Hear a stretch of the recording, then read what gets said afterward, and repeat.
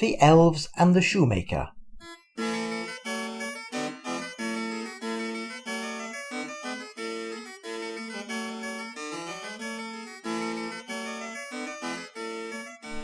Once upon a time there lived a shoemaker and his wife. The man was a good shoemaker and he worked hard, yet he and his wife were very poor.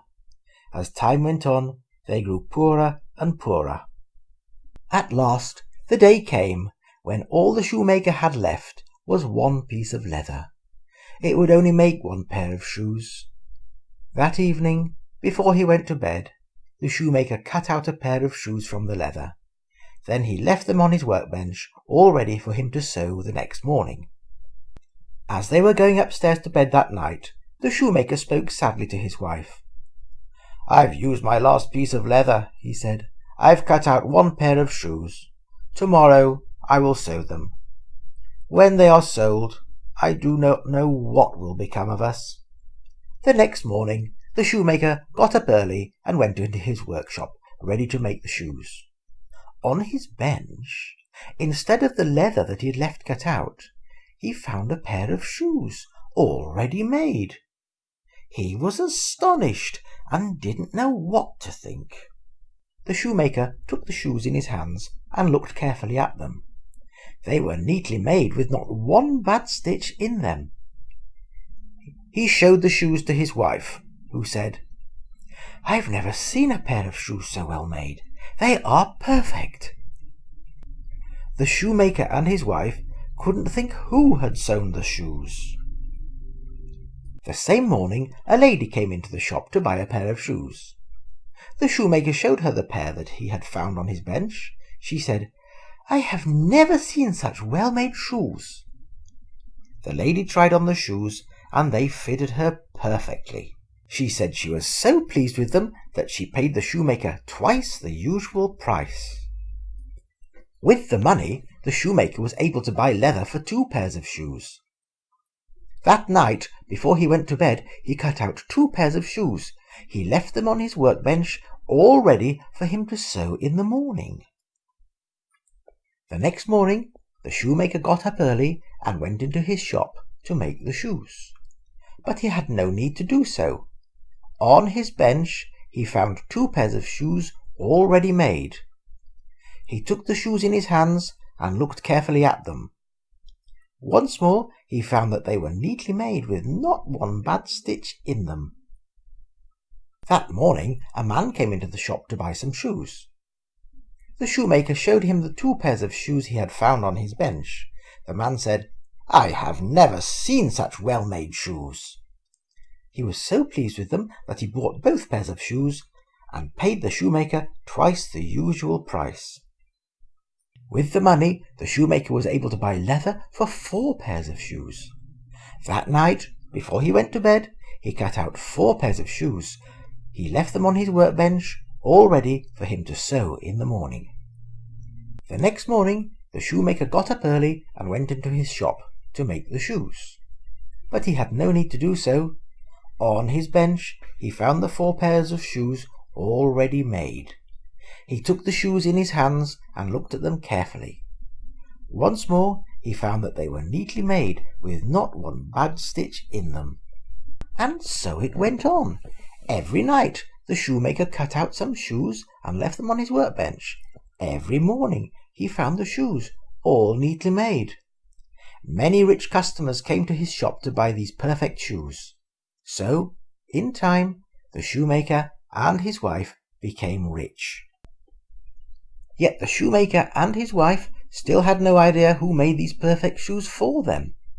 One evening, not long before Christmas, when the shoemaker had finished cutting out shoes, he went to his wife. "We still do not know who sews the shoes for us," he said. "Shall we stay up tonight to see who it is that helps us?" His wife thought that this was a very good idea, so she lit a candle and they went into the workshop. They hid themselves in a corner of the room behind some clothes which were hanging there. Then the shoemaker and his wife waited quietly and watched to see what would happen. For a long time nothing happened. Then, just as the clock struck 12, the door of the workshop opened quietly.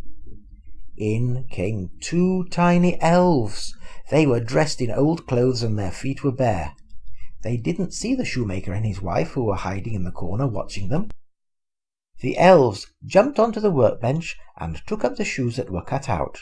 They began to stitch and sew and hammer. They worked so neatly and so quickly that the shoemaker could hardly believe his eyes.